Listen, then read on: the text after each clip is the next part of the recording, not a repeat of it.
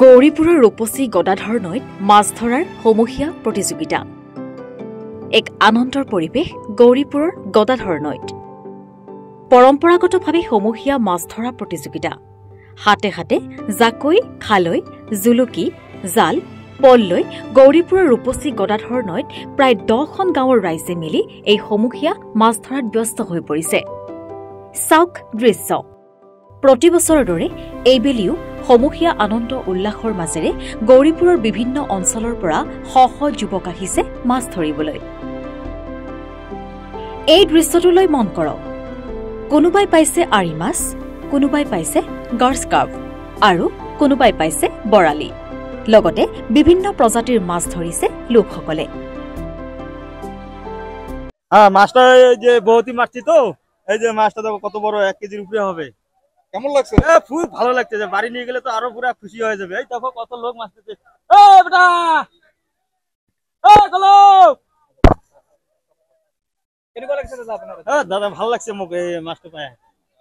আৰু কোন মোৰ ঘৰ এই আলমগঞ্জ, দামপুৰ আলমগঞ্জ। এই নদীটোৰ নাম কি?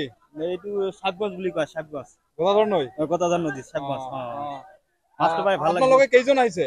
আমি আইছো 12 জন। 12 জন আহিছে।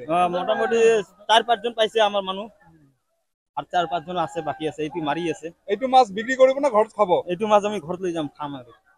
এইটো মাছ বিক্ৰি না কৰো। এই যিমান টকা যায় 100-150 মান মানে হ'ব। 100-150 মান মানে নহলে নহব নহয়। বিৰাট ফুৰ্তি লাগিছে না? পুৰা ফুৰ্তি লাগছে মোৰ।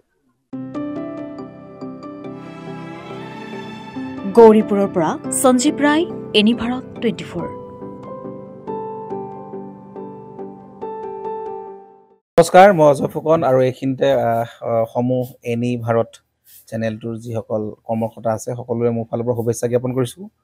অসমৰ আচলতে সংবাদ জগতত নতুনকৈ আচলতে এটি আত্মপ্ৰকাশ ঘটিছে আমাৰ নিউজ চেনেল এনি ভাৰত, আৰু এনি ভাৰতৰ এটা খুব ধুনীয়া এটা অনুষ্ঠান হ'বলৈ গৈ আছে। সকলোৱে জানে, আমাৰ সকলোৰে মৰমৰ হাৰ্টথ্ৰব জুবিন গাৰ্গৰ গানে কি আনে, আচলতে জুবিনদাৰ সেই গীতৰ আধাৰত আমাৰ হিৰুদাই লিখা সেই গীতটি গানে কি আনে, এই গানে কি আনে নামৰ এটি তেওঁলোকে সাংগীতিক ৰিয়েলিটি শ্ব' কৰিবলৈ গৈ আছে। আৰু 15 আগষ্টৰ পৰা গোটেই আৰম্ভ হ'ব। প্ৰথম অডিশ্যন অসমৰ ধেমাজি জিলাত আৰম্ভ কৰিব। গতিকে সমূহ যিসকল প্ৰতিভা আছে, যিসকলে গান ভাল পায়, যিসকলে তেওঁলোকৰ নিজৰ প্ৰতিভা আচলতে দেখুৱাব বিচাৰে, এই ৰিয়েলিটি শ্ব'ত গানে কি আনে এই প্ৰতিযোগিতাত অংশগ্ৰহণ কৰক আৰু খুব ধুনীয়া আপোনালোকে সুবৰ্ণ সুযোগ লাভ কৰিব। লগতে ইয়াতে পুৰস্কাৰ আছেই, বিভিন্ন ধৰণৰ উপহাৰো আপোনালোকে লাভ কৰিব, আৰু লগতে এগৰাকী প্ৰতিষ্ঠিত আচলতে এগৰাকী শিল্পী হিচাপে অসমৰ সাংস্কৃতিক জগত আপোনালোক প্ৰতিষ্ঠা লাভ কৰিব।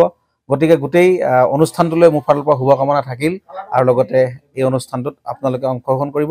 আমিও আছোঁ আৰু সকলোকে আমি লগ পাম। ধন্যবাদ।